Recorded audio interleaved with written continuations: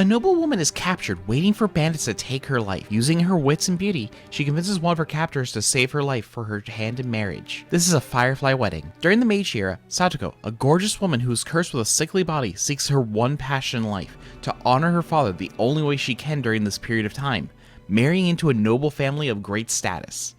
You're aware, aren't you? For upper-class people like us, political marriages are the norm. But commoners often marry for love. To give her family more power, she is hated by her stepmother and sisters for her grace and skills. She may have been born with beauty, but her mind and social skills were well crafted. Listen well. While you were out there, skipping lessons and fooling around during your studies, I was busy keeping myself beautiful and cultured. Other than your looks, everything about you is at rock bottom. Satoko lives in a world where at every single corner she has no freedom or power. This does not bother her. She already considers her life forfeit. And she only truly loves her father, who, at every moment, just wants her to be happy.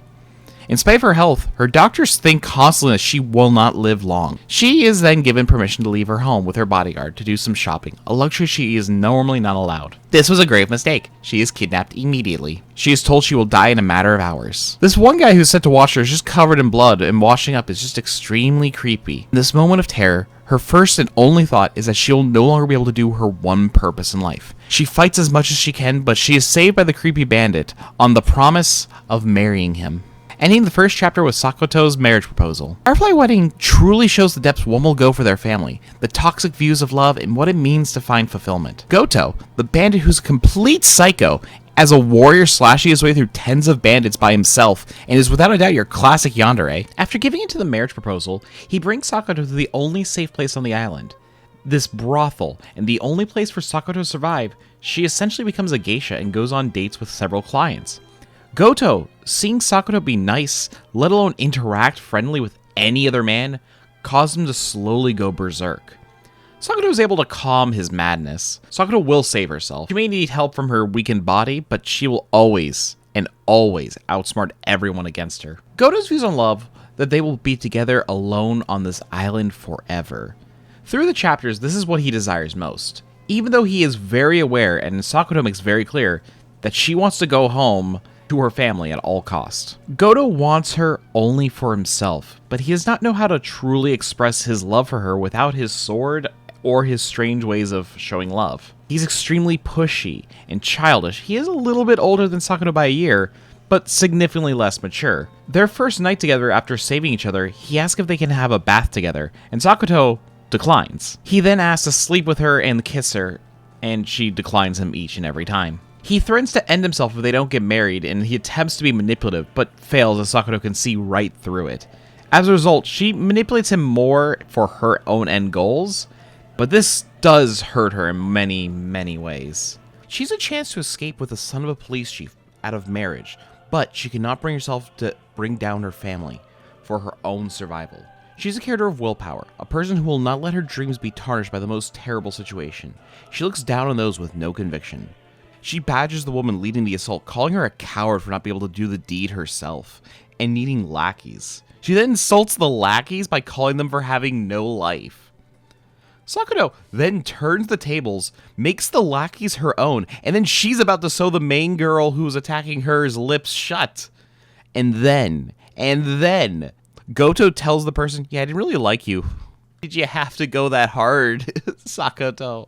Goto, as explained before, is extremely childish. He thinks of love of how a child does.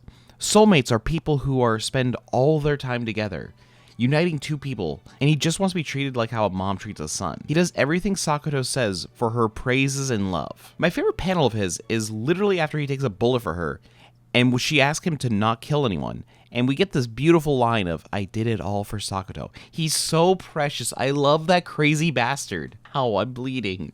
He's so precious. As time goes on, Sakoto really starts to fall in love with him and sees the charming side of him. Sakoto starts to show a less serious side around him. Sakoto eventually tells Goto the truth about her intentions to not marry him because of his low status. And this, all he wants is to be by Sakoto's side at every moment. But it hurts him. You can see it in his face. He just wants her to be happy. While almost all the gimmicks of Firefly Wedding aren't too special, a sick girl falls in love with a bad boy. What makes it special is that Sakuto and Goto are both such wonderfully strong characters even without their relationship together and their strong on-screen chemistry. I spent much of this video talking about why I love Sakuto, but Goto? This extremely goofy guy that has no lack of a true family has caused him to try and find love any way he can. He has no social skills. And his natural state of mind is in this person, he just wants to have people who accept him and be friendly to him. He also just desires a strong family, but he doesn't really know how to express that side of him. He becomes so much more romantic as he starts to truly know what Sakuto needs and wants as a person. At the beginning of the manga, his love efforts are nothing really fancy. Eventually, he shows her Firefly, something she was never really been able to see because of all the time she stayed at home being sick. And when Sakuto becomes sick, what Goto does, besides caring for her, is he brings fireflies to her from the outside world. A way to show how much he cares about her, because he knows that she cares about that experience. As a couple, these two are extremely precious. The highlight of their romance being after Sakuto tells the truth about Goto of her marriage intentions. Sakuto breaks down as she explains that she was lying to him and she does not want to hurt him.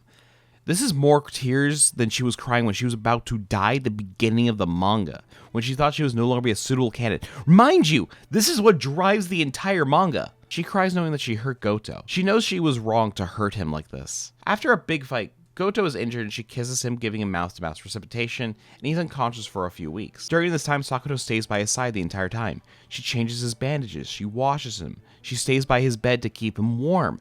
Everything in chapter 1 that she does that she initially did not want to do with him, to show how much she truly cares about him. The other members think she's a ghost by the end of this week from how much she's taking care of him.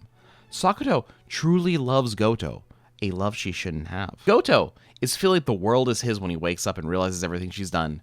But then Sakuto's bodyguard comes back to this awful island with enough money to buy Sakuto to bring her home.